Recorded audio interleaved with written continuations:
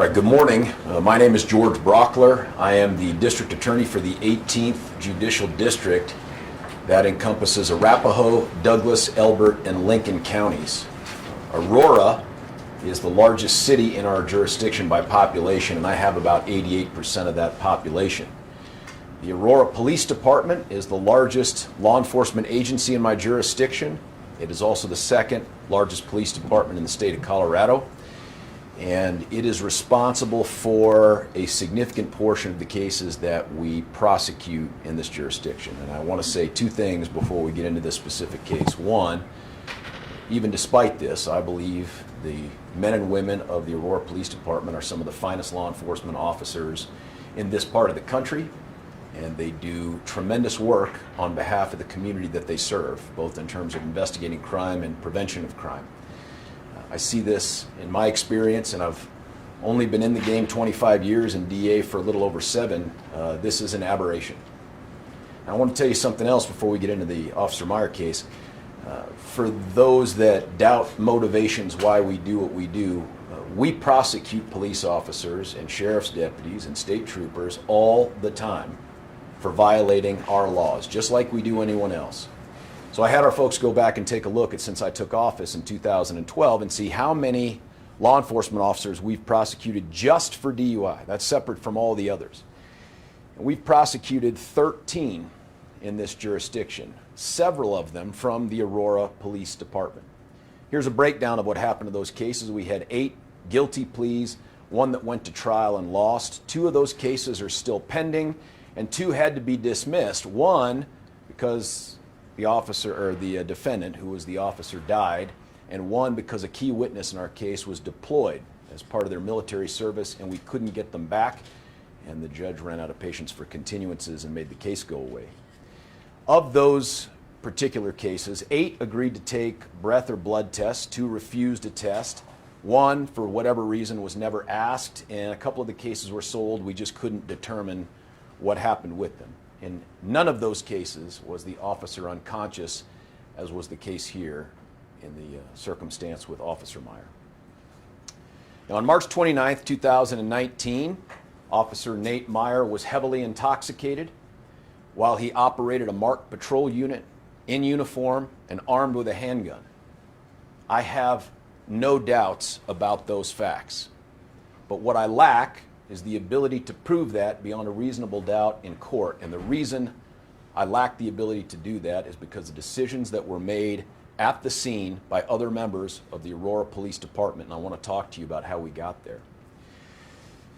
257 days after Aurora PD showed up on scene where Nate Meier was passed out drunk behind the wheel of his cruiser, there was a story aired by CBS 4 on December the 10th. That story was broken by Brian Moss, and that is the very first time we became aware of this circumstance, 257 days later.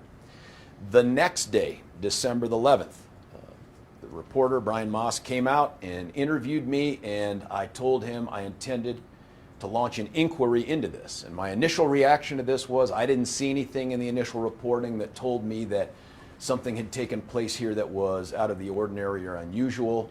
My opinion on that has changed as a result of an inquiry that quickly turned into an investigation by our office.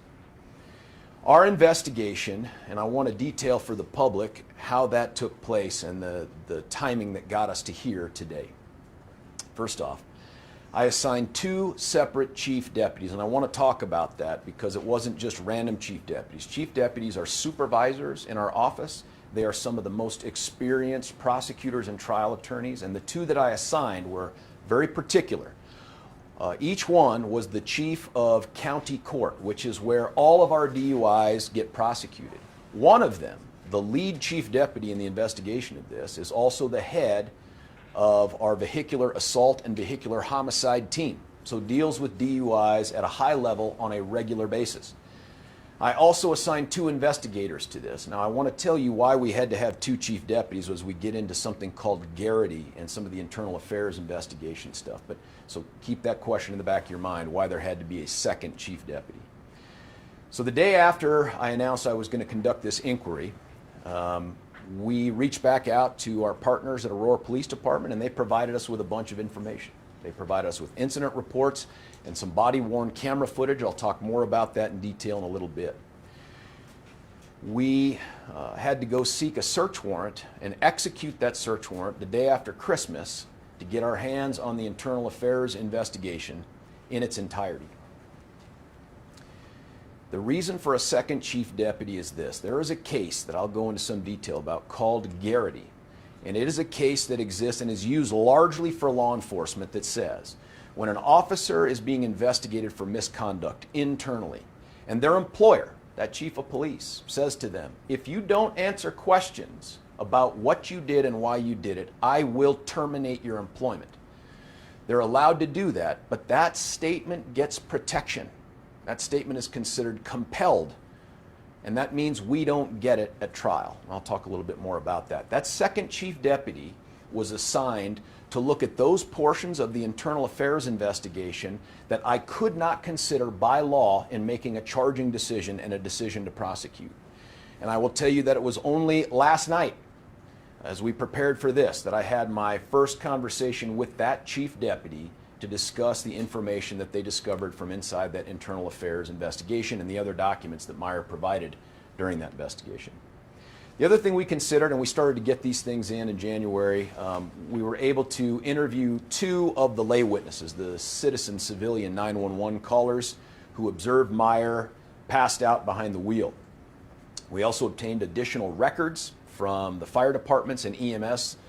Those became critical, and in my opinion, their observations and statements became largely dispositive of my ability to prosecute successfully at trial. We interviewed two responding officers who, although they had generated reports for purposes of the IA investigation, had never been interviewed as part of the IA investigation. The last of those interviews was finally able to be scheduled not because of us, but because of them this week. And that was the condition precedent to us being able to make a final decision and have this discussion with the public, which I promised you long ago. We interviewed the EMS personnel and the paramedics who were not previously interviewed. We also reviewed all of the dispatch records to try to find out what communications were taking place outside of the public eye. We looked for any additional reports that may have been generated, and I'm going to call them READY reports. READY stands for Report Every Drunk Driver Immediately.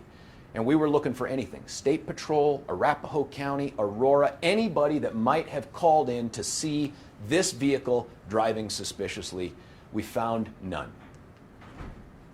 I want to talk to you about the evidence that would be available to us at trial because, frankly, the reporting job has been good enough that it covers not only that, but a bunch of stuff that I won't get to use at trial. March 29th at 3:44 p.m., as you know, APD then Detective Nate Meier is discovered by a private person, a private citizen, unconscious in the driver's seat of the vehicle. Car is running, foot is on the brake. It's in the middle of the road right by Buckley Air Force Base entrance. Now that 911 caller who we interviewed did not approach the vehicle.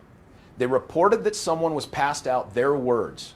There was a second 911 caller who happened to be a former bartender. That could be instructive to us. They did approach the vehicle. They never had the opportunity to breathe in any of the air that was coming off of Officer Meier or inside the car because the windows were up. They attempted to wake Officer Meier by knocking on the glass. Meier appeared, in her opinion, to look at her, and in her opinion, looked drunk. APD dispatched officers and EMS. It turns out that just by chance, Deputy Chief Paul O'Keefe was in the area. He responded to the call and was really, I think, the first APD officer to arrive on scene. He heard the dispatch report and he went out there. Couldn't get the door open. So they had to get the firefighters to break the glass on the car door. I think maybe even two doors, the passenger side as well. At that time, Deputy Chief O'Keefe says he smells a mild odor of alcohol, leaves that vehicle, and then says, hey, I never smelled it again after that. In fact, in some places he described it as fleeting. Now this is I guess a screenshot, if you will, of a report that was generated and came out of the IA investigation. These are his exact words here. Smelled what I thought was a smell of alcohol, fleeting. And he then says it wasn't consistent with what I had seen from even really intoxicated people. He goes back to his car. When he's back at his car, even though he had described the condition as inconsistent, he calls the chief of police, Nick Metz, and tells him that Meier might be intoxicated. He then returns to Meier's car and says, I never smelled the alcohol ever again. And he believed in his assessment, and this is a guy who's a career law enforcement officer who has significant experience, said, I had insufficient information to initiate a DUI investigation. And then he also says during the IA investigation, he erred on the side of protecting Officer Meier. Meier's in uniform, his vehicle's in drive, his foot on the brake, he's unresponsive. During the process of removing him, 3 other Aurora officers indicate some level of odor of alcohol that they smell. One officer describes it as mild, but not sure whether it's coming out of the car or off of Officer Meier. A second officer says, nope, I smelled an odor, it was coming off of Meier. And a third officer described it as faint and coming from the vicinity of Meier's face. Here's what's important. None of those observations are communicated to EMS personnel. That plays a significant role in how they assess this case as we move forward. Now there's body-worn camera, that is the policy for Aurora Police Department, but of the 8 officers on scene, 3 were supervisors, and they don't typically interact with the public, and so they don't carry body-worn cameras. That includes Deputy Chief Paul O'Keefe. Of the 5 that were on scene, 1 had claimed to have a battery issue. Their body-worn camera wasn't charged, so there's no footage there. Of the 4 others that recorded video, because of the turning on and turning off of the body-worn camera, we have a total of 16 minutes and 20 seconds of recorded footage. Here is some of that footage. Now, I give you this clip because this is one that was emphasized in the early reporting, where I think it was Lieutenant, I may have said officer, I think it might be Lieutenant Van Dyke, makes a comment to another officer here. Flawless. It feels like technology should work.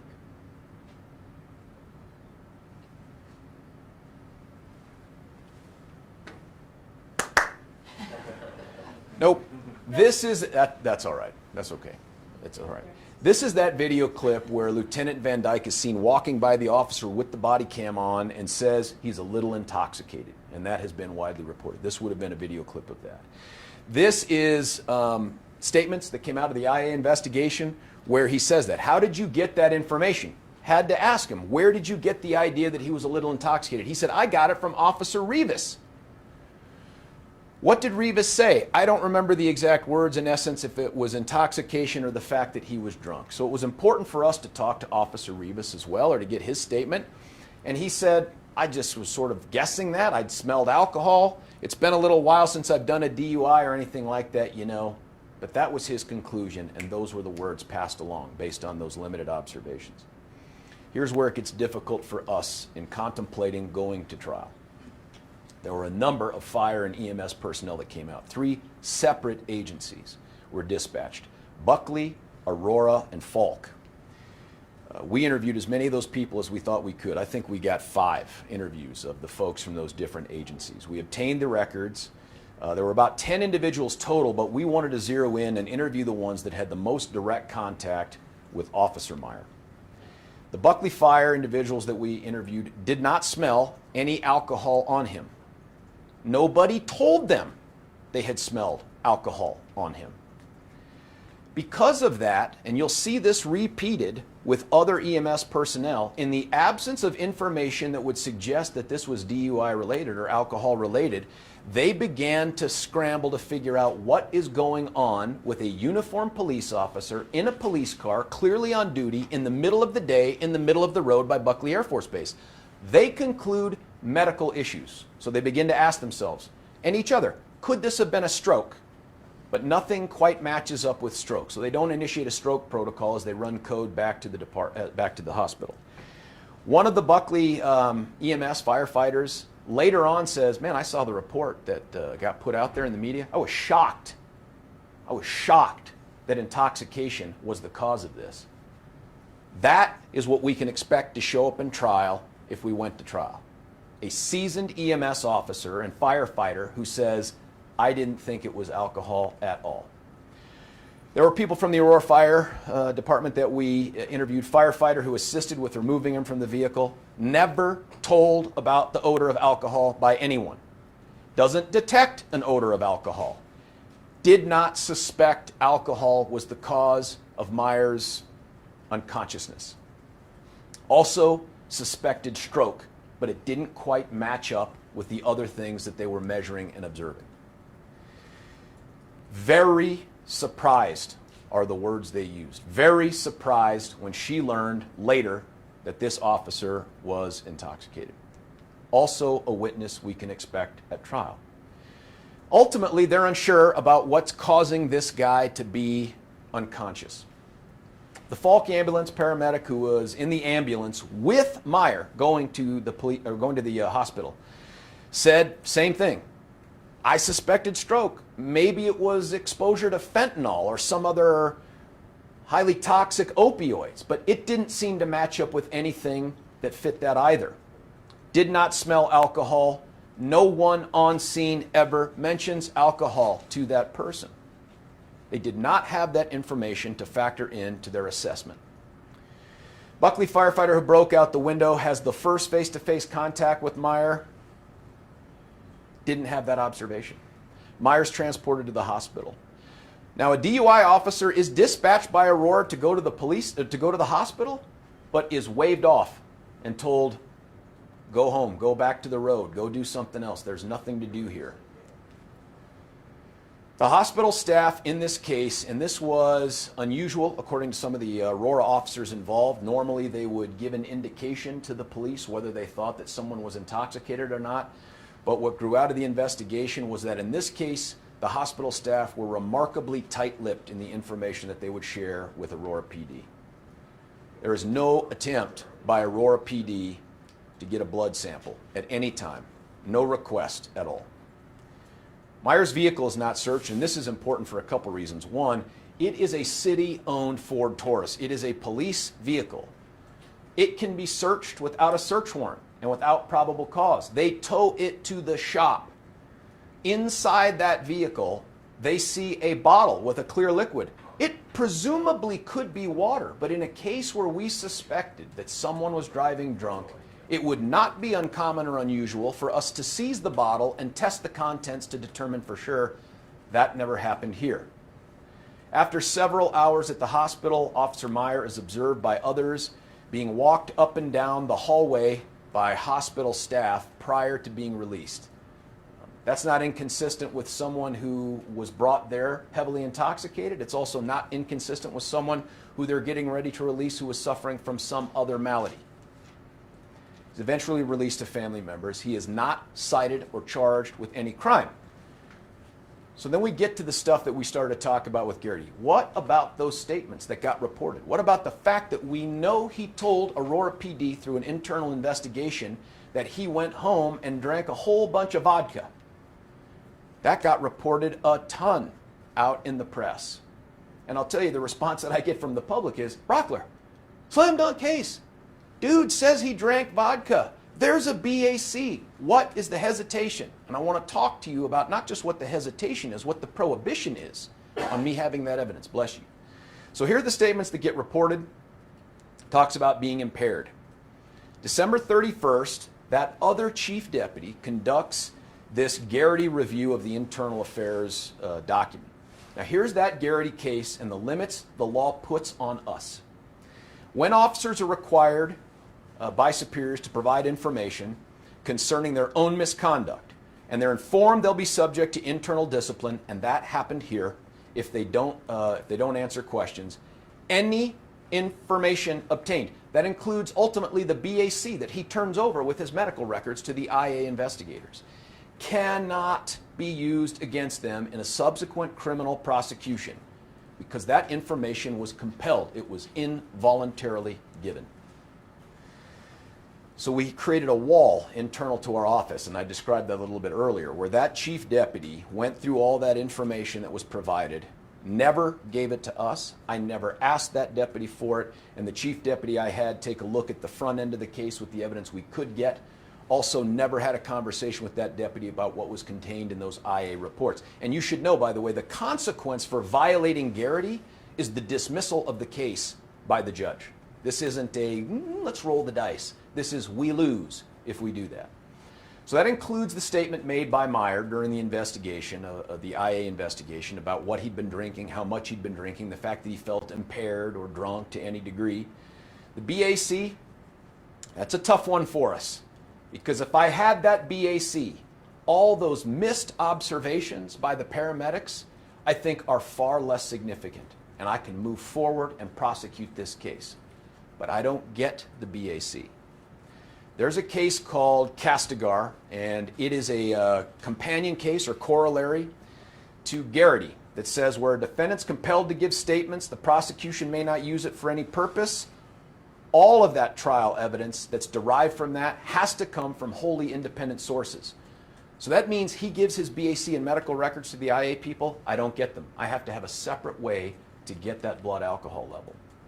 If I can't prove that the BAC that's in that file, if we were to use it, came from a separate source, then we lose. So what about the hospital records? Could I have gotten them outside of the IA portion? And the answer is no. There are federal laws that govern what information can be given out from a medical provider, but more than that, there's a statute in the state of Colorado that is extremely strong and protective of people's privacy when it comes to medical records. You might call it the physician-patient privilege, we call it the medical privilege, but it's right here at a statute that we've cited for you.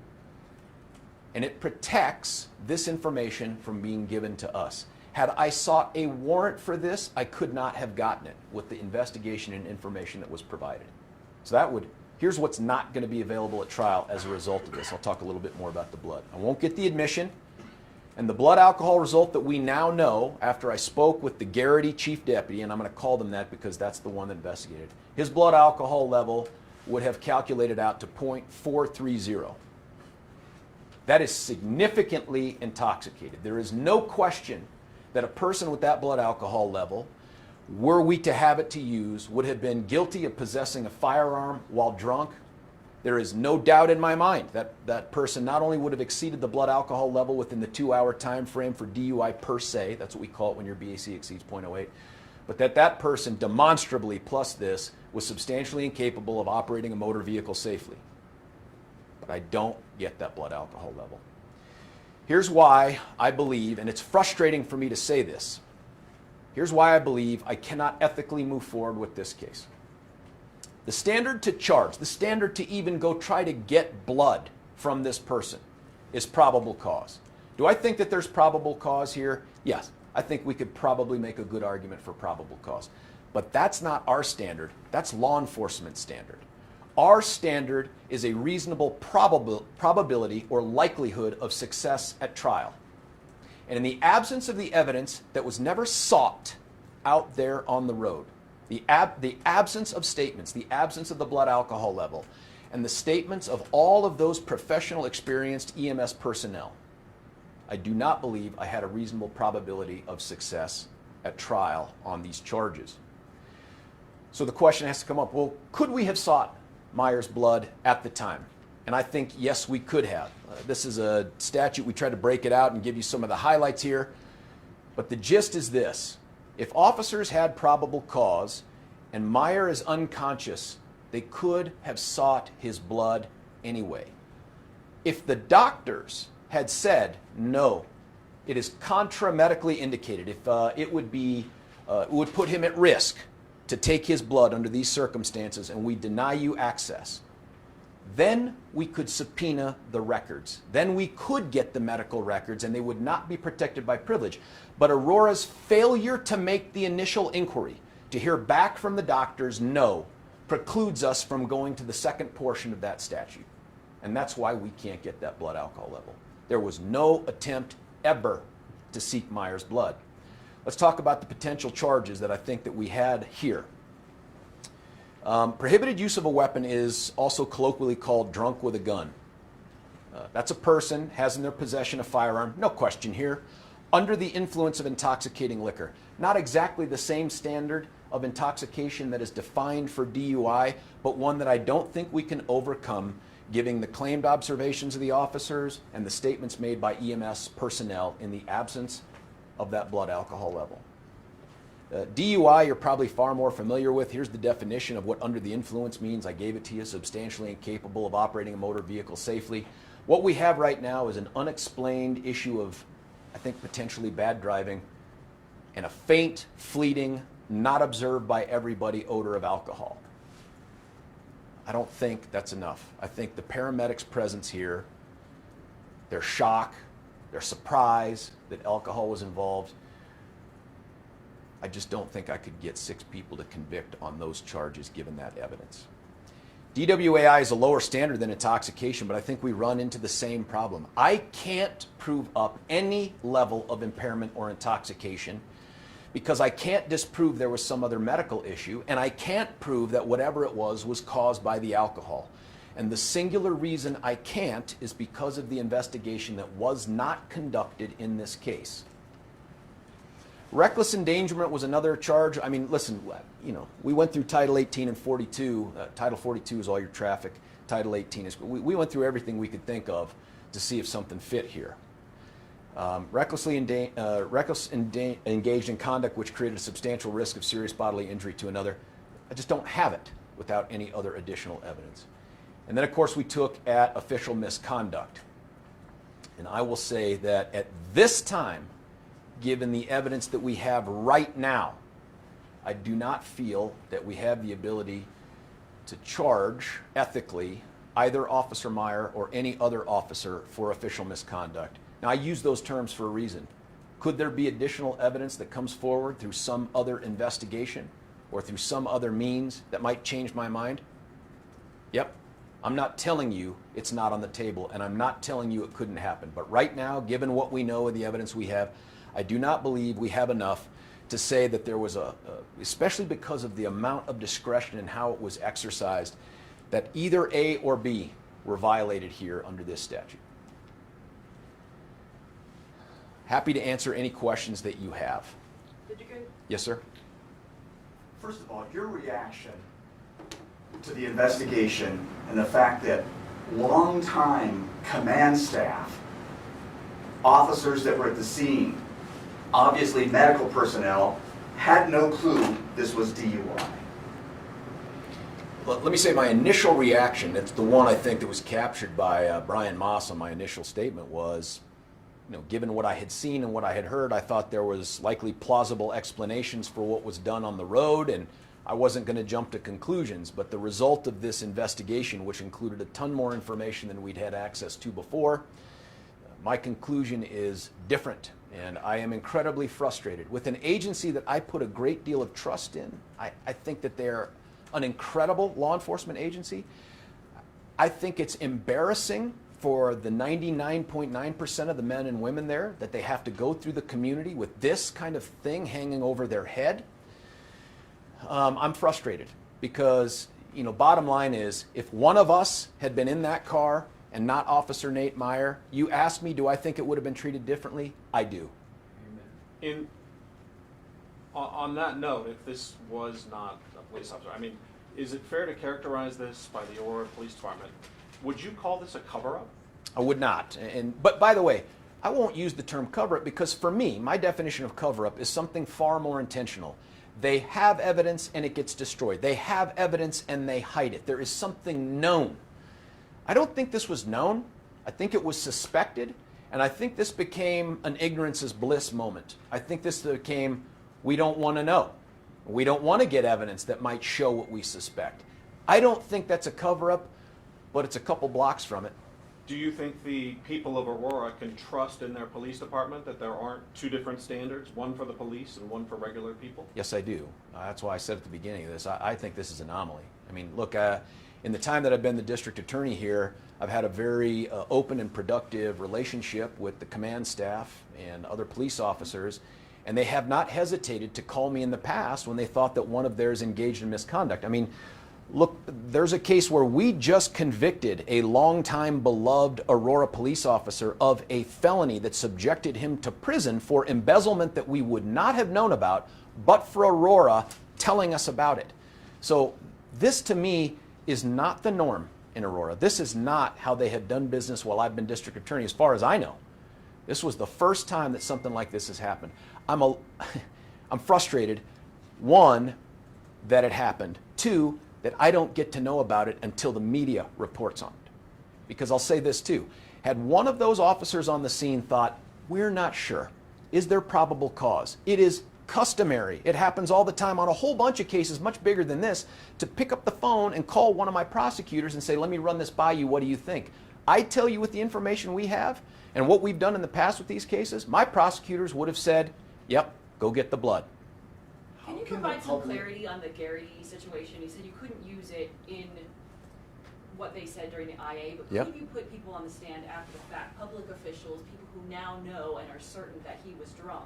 Could you ask them, hey, now knowing what you know, indirectly ask them and put them on the stand? No, I mean, frankly, I appreciate your defense attorney mindset there, which is how do we beat the law? And I'm not saying that sarcastically. That is how do we get around this thing? And believe me, I sent my chief deputy to our chief of appeals, the smarter law people in there that know all this stuff, and said, look, find me a way to get this evidence in. Find me a way to get the evidence to get it in.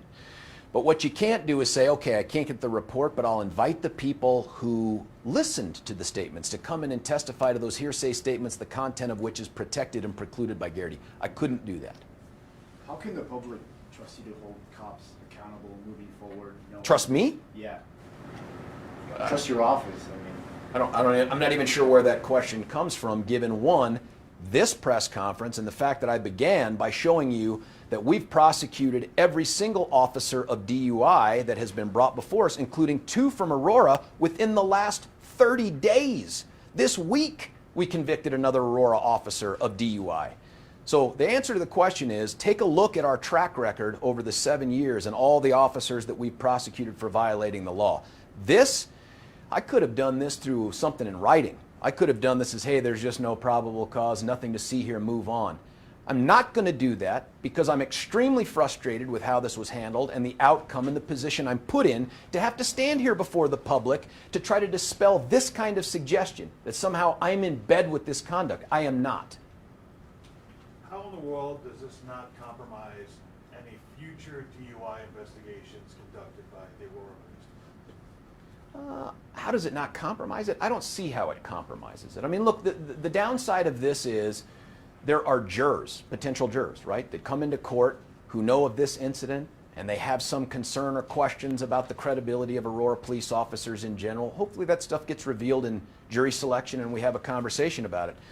But like I said, this is a one-off. You have never come to this office before or heard me talk about any law enforcement agency in my jurisdiction this way before. That's because this one is, it's the most upsetting to me in the way it was handled, and frankly, the impression that it leaves with those who are inclined to question whether it's my ability to carry out my sworn duty to enforce the laws of the state in this jurisdiction, or Aurora's ability to protect and serve and be impartial in the way they enforce the laws. I don't think either of those things are true, but now here we are, and we've just had back-to-back questions from respected members of the media asking that exact same thing, and I tell you, it sucks. Yes, sir. George, is there a need for more training for police officers, for I do not first believe responders? I do not believe this was a training issue. And I also believe that had these EMS folks, and they told us this, had they been told there was a suspicion of alcohol, and by the way, for those of you that don't drink vodka or do this work, vodka is the least likely alcohol to leave that kind of emanating odor that would persist in a way that other alcohols might. They said, hey, had someone told us that there was alcohol on board or they suspected it, we would have factored that into our assessment. And my guess is they would have made different decisions. Look, some of the paramedics said, we ran code to the hospital because we didn't know what was going on. If we thought this was a drunk, we wouldn't have run code. What's your advice? What do you want the Aurora Police Department to do should this happen again? Let me defer a little bit on that. I'll give you my personal opinion. But there is going to be an investigation that's going to be conducted by an outside attorney that Aurora has retained to look exactly at that kind of thing, internal practices and what they do. And I don't want to step on their toes. But from the district attorney's perspective, and I have done my own informal poll of other agencies after this incident, If a law enforcement agency suspects misconduct by any of their employees, specifically officers, don't investigate it. Invite an outside agency to come in and investigate it. There was nothing that would have prohibited Aurora right then and there from calling out to Colorado State Patrol or the Arapahoe County Sheriff's Office and say, hey, come out here, here's what we've got, take it from here. Or even meet us at the hospital. We'll tell you what we've got, take it from here. That never happened. And when that doesn't happen and we get this frustrating result, you then get the people out there who are going to start asking questions about, can we trust them to police themselves? Can we trust them to make decisions about future cases involving officers anywhere or on DUI investigations? Man, that's tough. God, that is very difficult. Well, you call this an anomaly, but you didn't hear about this case for months, and there's a bunch of people out there who may feel like there's other cases like this out there. So how do you police the police? Boy, I sure hope that's not true, man. I sure hope that's not true. I haven't seen anything else like this. Honest to God, had you asked me before Brian Moss's story, do you think there's cases out there that you don't know about? I'd say no. So, take it with a grain of salt, but this doesn't feel like anything else we've quite had like this. Could you clarify something you said at the beginning? You Yes, mentioned the other officers that had been charged with DUI. I think you said Yeah. two of them had refused a test. Uh-huh. So can you describe how you were able to prosecute those two cases when they refused to take the test? Yeah, without knowing the specific facts of that, remember the act of refusing is something we can admit against them. We have the opportunity to tell the jury, guess who was so convinced of their own intoxication they didn't want to give you evidence of their sobriety? This guy right here. So that is a different thing than someone who's unconscious and incapable of saying, I refuse to give you that evidence that I'm legally bound to give you under the law. So we don't have that. I don't have the ability to prosecute on that refusal. And the other thing I don't have about those two cases is what other extra facts there were, the contact with the officer, any other observations. Like, I don't have any words spoken by this guy. I mean, had someone said, oh, thick tongue, very slurred speech, bloodshot, watery eyes, difficulty walking. Those are things that are normally attendant to most of the DUIs that we get. And I told you in those other ones, we never had a single unconscious officer. So when they're unconscious, we lose all those observations and that evidence. I really need that blood alcohol level. Did you guys interview Officer Meier or Deputy Chief O'Keefe as part of your investigation? Didn't interview Deputy Chief O'Keefe. Officer Meier, did we reach out? We reached out to Officer Meier, and through his attorney, I believe, he declined. And you guys didn't reach out to O'Keefe? They didn't reach out to Deputy O'Keefe or Deputy Why? Chief O'Keefe. I think we had everything that he was going to say in those reports. I mean, look, let me tell you some of the stuff that we got from some of the officers, too. I mean, there were those two officers that wrote reports but didn't get interviewed for the IA. We interviewed them, and my understanding is we got a whole lot of, I don't know, I don't remember. If it's in the report, that's the way it was, stuff like that. I don't expect anything different from any other officer, including Deputy Chief O'Keefe. Sorry about that. O'Keefe in his report says that at some point he decided this wasn't likely to be a DUI. It wasn't he decided it was a medical That's thing. right. Do you have any evidence that contradicts that there was some other reason he changed his mind? Do I have any evidence that he didn't? Not Doesn't usable make sense. evidence, right? I mean, dude's a .430 according to the hospital. There's no professional drunk I know who could make it walking around on that kind of BAC. So we know this guy was heavily intoxicated. But you bring up a good question, and that is, especially as we consider charges like official misconduct or other things that took place, there is an exercise of discretion here based on observations that if they're not recorded, I can't reproduce, and I get stuck in this position where I got to think of what can I present to the jury. And I would tell you that if we charged this case, I would do this myself. And I just couldn't see getting around the EMS observations and things like that. If we were to go back and look at every DUI that has been charged by this office over the last 7 years, are you confident that there is no other case that you've used less evidence on to prosecute a DUI? I'm confident, yeah. And I say that not because I have seen every one of those. And keep in mind that up until 2 years ago when El Paso surpassed us, we had more DUIs in this jurisdiction than any place in the state of Colorado. A lot of that's the function of the size of our jurisdiction, 1 million people. But I asked both chief deputies that oversee all the prosecutors that handle all the DUIs because I was desperate to find some way to move forward on this case because I thought it would be the right thing to do if we could do it. And the answer I got back from each of those chiefs was, we've never had anything this week. This would be the weakest DUI we'd ever move forward on. And the blood alcohol level, that was taken at the hospital, and how did your office learn about that? Was that a self-reported thing, or what? Self-reported by him through the internal affairs investigation, which made it unavailable to us for criminal prosecution, and that's how we got it, was through when we executed a search warrant for the internal affairs documents. Is that unusual to execute a search warrant to get a full IA file?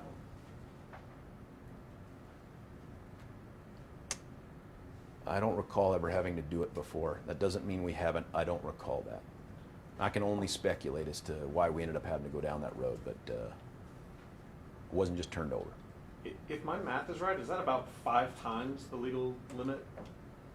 That's good math. That's more than 5 times. Yeah, more than 5 times. So, given the fact that Deputy Chief O'Keefe didn't initiate a DUI investigation, being the first officer on the scene, saying that he smelled alcohol, does he owe the public a greater explanation than you've heard?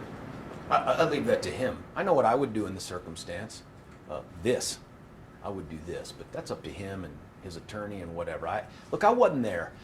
And up until this point, I will say this. Every interaction I've had with Deputy Chief O'Keefe has been positive. I think he's historically been a great police officer. He's done great in leadership at Aurora. And then this thing happens, and I scratch my head and wonder, what is going on? And the only conclusion that I can come to is that because it wasn't you or I behind the wheel.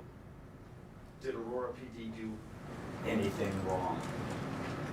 Anything wrong, prosecutable wrong? Yeah. Not that we can find so far. How about ethically wrong? That's a tough call, man. I mean, look, I'm part of law enforcement, but I'm the part that doesn't have to get behind a wheel and put on a bulletproof vest and carry a gun and go around and try to make split-second decisions about observations. All I can tell you is, under other circumstances similar to this, I think law enforcement would have sought blood. Had they asked our opinion, we would have told them to seek blood. Had they sought blood and we got it, we would have fought for it in court, and we would have prosecuted this case for the charges that I mentioned. You used the word protection. He chose to protect. Those are his this words, not officer. mine. His words. Is that wrong? In this circumstance, I don't think it served the public interest. I don't think it was customary, under these facts that they had. My opinion is this largely gets treated differently if someone else is the person in the hospital. That's my opinion. An observation too, I mean, if this officer had .430 blood alcohol Yep. reading by the time he was taken to the hospital, what are the chances are that that was the first time he'd ever had that much alcohol to drink? Be guessing. Or had been behind the vehicle, behind a wheel, his car or a city car, and officers have a clue. I'd be guessing. I'd only be guessing. It's not that your question isn't a valid question, and it's not one that people in the public won't ask themselves, but I can't know that. I can't know that. Were there other alcohol-related disciplinary issues in his IA file? I did not ask our chief who reviewed that file, and I'll be honest, I'm not sure if that file would have included the past stuff. I know it included everything that we talked about from here. I could do that and see if she had the access to that information, but I don't know. You mentioned you convicted an officer this week for DUI. Can you tell us his name or what the circumstances? Teeples. It was Officer Teeples from Aurora. It was a hit-and-run DUI, and I think it was Castle Rock Police Department that investigated that, and I want to emphasize that. When we get other agencies that do a good job investigating DUIs, we take those things into the end zone, and we do it all the time. I don't care what someone's occupation or position in the community is, we prosecute. I can't do it here, and the reason I'm standing here is to explain to a public that deserves to ask questions and know answers why I don't think I can successfully do it. But it has nothing to do with this person being an officer with the Aurora Police Department. I don't care about that. Sir?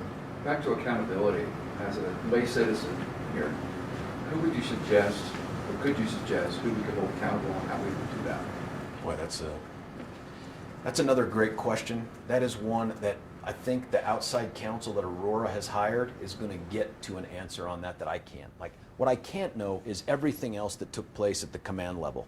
Everything we were focused with was the incident on the ground, what took place, why it took place, and do we have enough to move forward with charges and an ultimate prosecution. There are some hard questions that need to be asked internally about who knew what and when and the decisions that were made, but that wasn't part of our analysis here. The answers to those questions will also answer, I think, for you, who should be held accountable for what took place, if anybody. George, who told that DUI specialist officer not to go to the hospital? Who waved them off face to face? And I'm going to turn here to my right because one of the chief deputies who led this thing is in the room and he is infinitely smarter than I am. Brian, do we know? It's a complicated answer, frankly. It went through a couple of different stages within the command staff. All those folks were interviewed in connection with the IA, and it sort of was passed down, I think, from a lieutenant to a sergeant and then to the officer. So a complicated question, frankly, but it was within the command staff at Aurora that ultimately made that decision. So another commander. Somebody above the lieutenant told the lieutenant. Do we know that? Yes. Who told the lieutenant? My recollection is that it went ultimately up to the commander of the traffic division, Lieutenant, I think it's Captain Lanigan, who was involved in that decision. But again, I don't mean to suggest he was the sole decision maker. It sort of went up the chain from folks at the hospital and then back down through Lieutenant or Captain Lanigan to a lieutenant, and from there to the traffic officer. And I'm sorry, George, since you're the one on the microphone, Yes. Would you mind repeating that for us? Yeah, my understanding from this discussion we just had off camera and off mic was that this didn't start with that DUI officer. It started well above them, maybe all the way up to whoever the commander of traffic was, maybe Captain Lanigan, and then worked its way back down before the decision was made.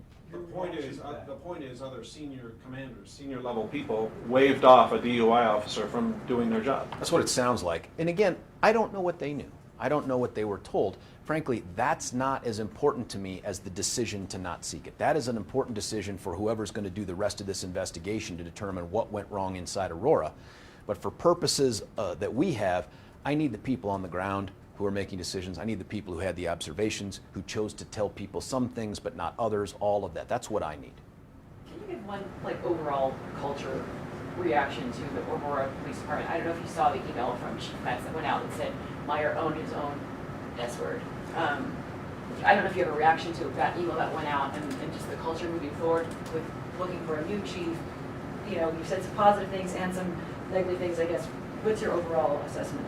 Look, that email from Chief Metz, I mean, my presumption is that that was intended to characterize what took place in the internal affairs investigation, and that kind of looks like what happened. And this guy came forward with his medical records and a statement saying that he'd done all these things, but he did it in the protected confines of the internal affairs investigation.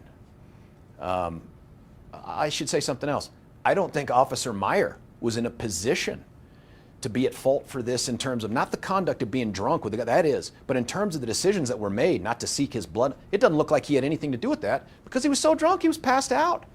I mean, these decisions were made in his absence, even though he was physically present. So to the extent that he had a singular opportunity somewhere to come forward and say things about what he had done and why he did it, he did do that. I'm not defending him because I do think he beat the system. I just think it was part of the system that helped him do it. So should he be here in court facing these charges? Given the information that we had, if we'd gotten that blood alcohol level, we'd have charged him.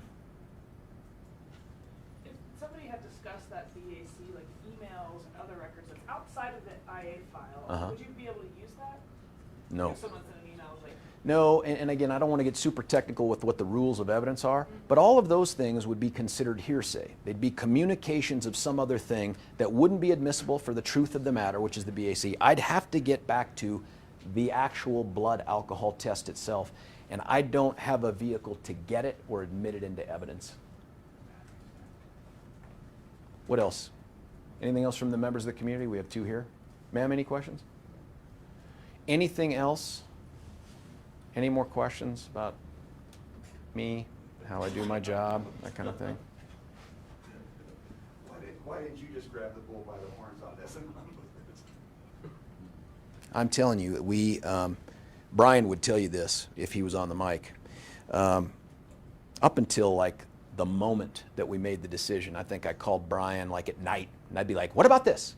What about that? Do you remember that? And I'd be like, could we figure out this? Is there a way we can do that? Is there some way? I mean, I was the what if guy on this because this was the last thing I wanted when this came forward, was to stand here in front of you and say things that engender these kinds of questions about whether or not I can be trusted to hold law enforcement accountable, which is demonstrably ridiculous. But I get it. I get the question. I don't want to be standing here. I would rather say, I'll do all my talking in court because we filed charges. But I don't believe I can ethically do that here. You said you're kind of leaving the door open for official misconduct. I mean, is there anything in particular, any tripwire you'd be looking for? Don't know. When I say leave the door open, I don't want to make it sound super scarier than that. Look, there's a statute of limitations that applies to misdemeanor conduct, and that is misdemeanor conduct. At some point, that will run out.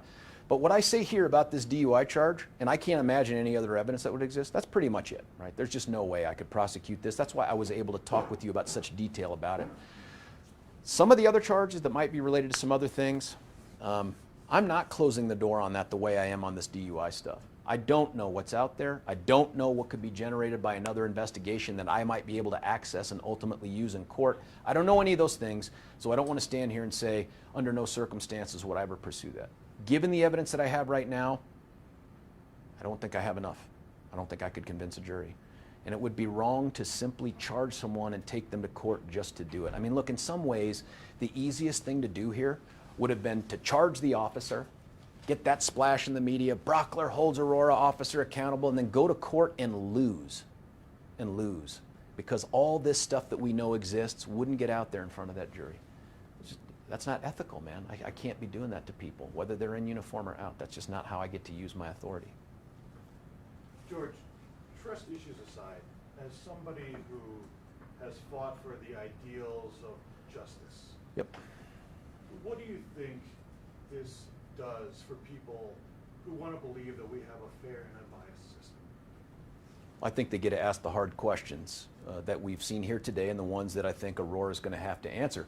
Look, part of the transparency piece isn't to just highlight when we do a great job and bad people go to jail and prison. Some of this here has to be things like this where we stand up and say, we got it wrong, and we got it wrong for a whole bunch of unnecessary, unforced error reasons, for bad reasons.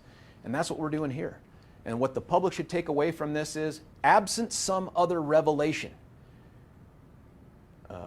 this to me feels like a one-off. Maybe I don't.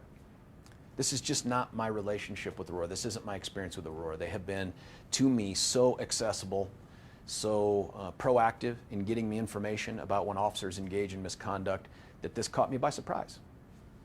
Anything untoward about the cameras being turned on and off? Well, look, people are going to be able to speculate pretty well when they look at those body cam videos. And, you know, there's one in particular that, we generated a letter that we're going to put up on our website that details some of this stuff. I think Vicki has it in the back there. She'll hand out a copy, but we're going to post it to the website. There's a point on one of those body cams, that Van Dyke video, where you hear the lieutenant say, hey, he's a little bit intoxicated, and then you hear this noise. I am only going to characterize it as disgust or guttural, but you hear, and then the video goes off. I don't know what to make of that.